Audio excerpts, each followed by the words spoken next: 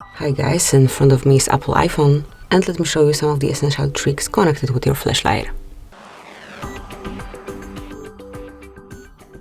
So at first, just remember that you've got always the pretty quick access to your flashlight from your lock screen. Here you've got the icon, just tap on it and now it is active, as you can see it.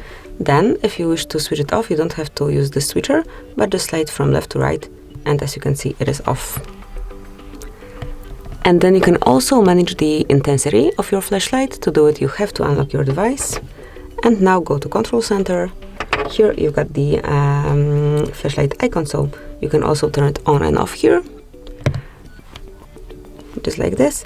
And it is also the place where you can manage the intensity. So just tap on it for a bit longer, and here you can control it. So, as you can see, you can smoothly change the intensity.